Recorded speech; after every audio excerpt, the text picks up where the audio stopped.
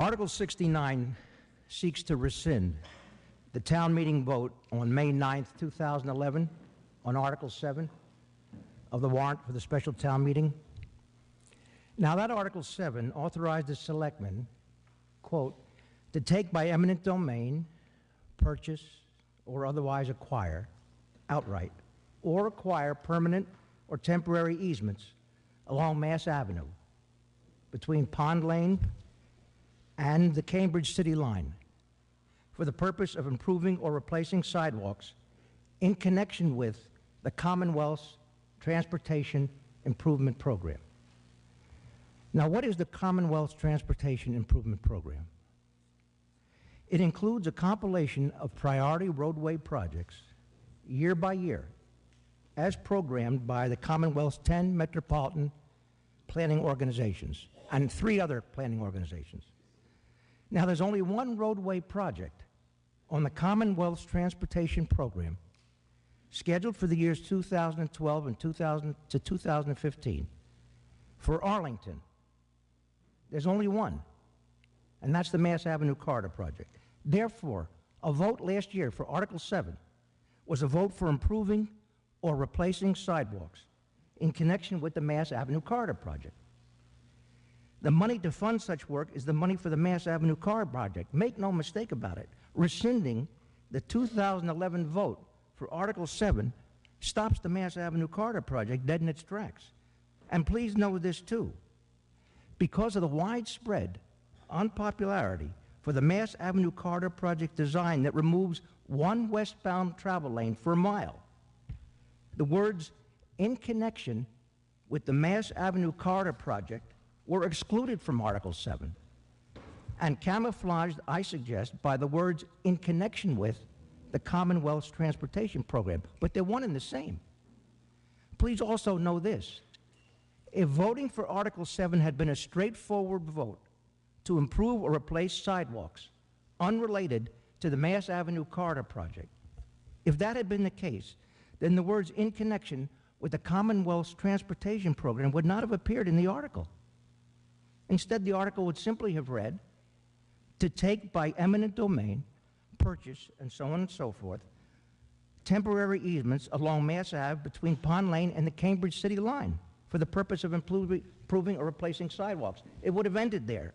Now, in speaking tonight in support for Article 69, to stop the Mass Avenue Corridor project, I'm not speaking just for myself. Please understand that.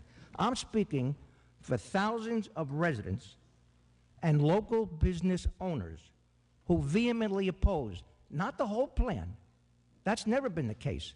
What is opposed is the removal for a mile of the one westbound travel lane. We have said for 3 years, more than 3 years, we seek common ground. There's much in the project we like. Improving the road, the better lighting. That's great. It's good for tourism. We like tourism. We love this town. Taking away one vital travel lane for a mile, from the Alewife Brook Parkway to Pond Lane is not good. It's not good for the thousands of tourists, the thousands of residents who ride in bikes, in automobiles or transit buses on that 1 mile. It's not good for them. The interest and the quality of life of those many tens of thousands of people are not being helped by removing that one travel lane. And I submit to you, it's not going to help our town. It's not going to help tourism. How could it? We're doing some wonderful things, we heard tonight, to attract people into our town. That makes a lot of sense. Good for business and so on and so forth. But to take away a main travel lane for a mile on this highway at the same time? Now, to those who say, there are those who might say, well, good, that's a good idea, to tell you the truth, because it's good to get the cars and the transit buses. Yes, thank you. To get the cars and the transit buses off the roadway out there on Mass Ave. And to those people I say, oh, what are you talking about? Are you going to give money to the people that lost their jobs? Many people need to get to work by driving a car on Mass Ave. Many people need to travel on the transit buses. You can't take that away. That vision is going to destroy the quality of life of those people. Now, the main reason to support Article 69 to stop the Carter Project is because town meeting last year was unaware of 3 important public information facts when they voted for this article. They didn't know about it. The first set of facts focuses on the results of the written comments submitted to the DOT in response to its April 12, 2011 hearing. There was a hearing in this town hall. Some of you probably attended. There were about 400 people here. You had to hand, they recommended that you hand in written comments about the program, the project. Those results were known by the town meeting, by the town, before we had the town meeting vote on May 7th, because this hearing was April 12th. What were those results? Over 3,400 written comments were submitted to the DOT about the project. Over 3,200, 94%, opposed not the whole project, the removal of the one westbound travel lane for a mile. That's what they opposed, loud and clear. Also, now those 3,200 residents and business owners, I'm telling you, speak for many more thousands. Because we heard tonight there's about 14 or 15,000 people who travel through East Arlington every day. That's in vehicles. I don't think that included transit buses. You add transit buses near, you have thousands every day. Now, and why are they objecting to the removal of the one westbound travel lane? Why?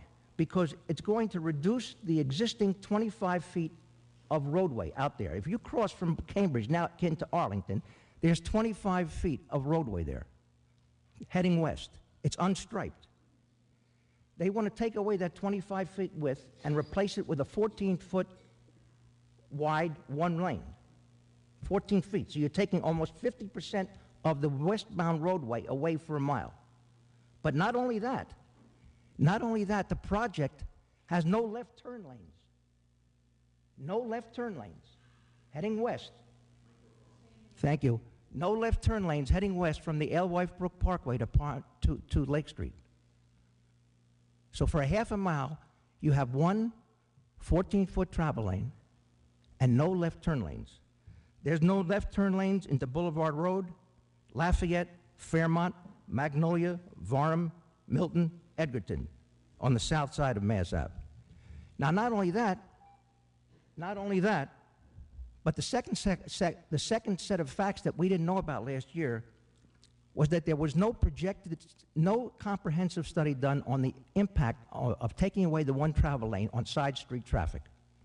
None.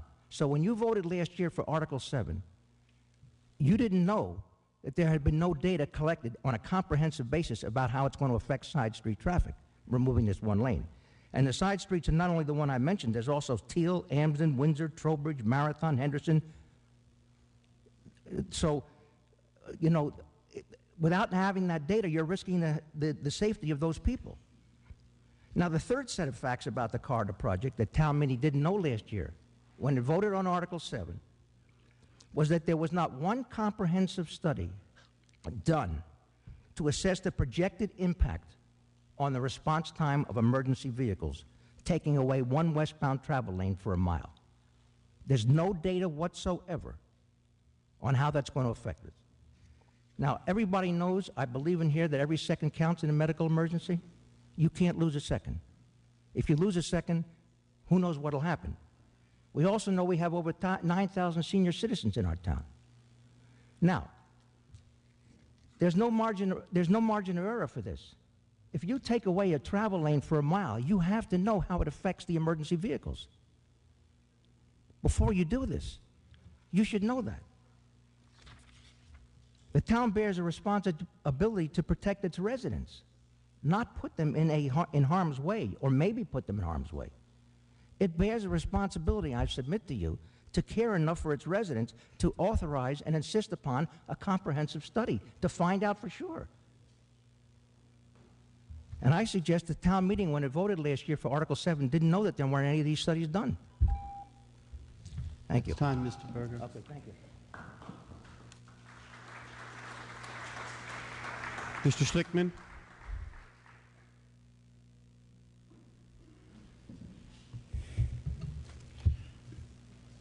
Paul Schlichtman, Precinct 9. I'd like to get us back into the context of what this article actually involves. What this involves is 128 square feet of temporary construction easements which will allow for the construction of sidewalks on Mass Ave. Now, if you consider what's happening here, we are building curbs which are not affected by the easement. We are building asphalt between the curbs which are not affected by the easement. We are building out sidewalks, and the very edge of the sidewalks, approximately 62 square feet of land at the far edge of the sidewalks, are the subject of these easements. If we rescind this authority, which we voted by an overwhelming majority last year, we will get the result that I predicted we'd get last year if we voted this down. We'd get the Mass Ave project, but crappy sidewalks. And that's what would happen if this vote is in the affirmative, to rescind this authority. We'll end up with the same roadway. We'll end up with crappy sidewalks. And if we want to fix the sidewalks on our own using town funds later, it will be a more expensive fix and 2 construction cycles. I will tell you that some of the changes that I have seen to this project since last year, I'm not particularly thrilled with, and I think part of the reason is that we're doing too much to accommodate through traffic on the avenue, and this is not a question of data or facts. Mr. Kappeline is very well informed on the project. Previous speaker. The previous speaker. The 2 previous speakers are very well informed on the project. However, the values that they are proposing are to maximize traffic flow on the avenue through East Arlington. The proponents of the Mass Ave project are considering items such as safety, the ability to cross the street, and doing something about a roadway which now has the look and feel of a runway. I urge you not to approve this article because it won't stop the project. It will just hurt the town financially and the quality of our business district in East Arlington by either retaining crappy sidewalks or forcing a second level of construction. So I urge a no vote. Mr. Scott Smith?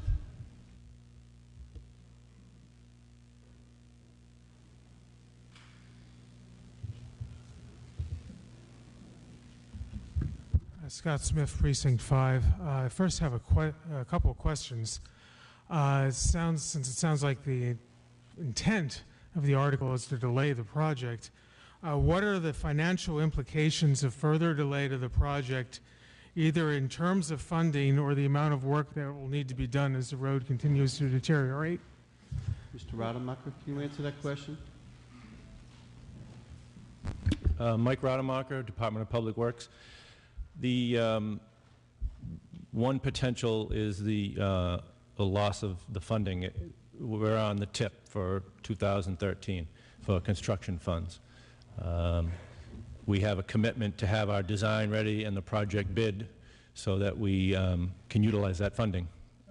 It's no guarantee one way or the other, but there is the risk that if the project isn't ready for that time frame, that the funding wouldn't be there. Thank you, sir.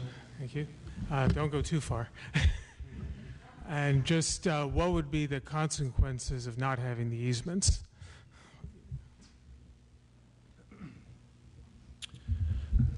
Well, last year when we came to town meeting, the consequence was whether or not the sidewalks could be designed into the project. When we received the authority and started to move forward, and understanding that we did have that authority, obviously we did include the improvements to the sidewalks.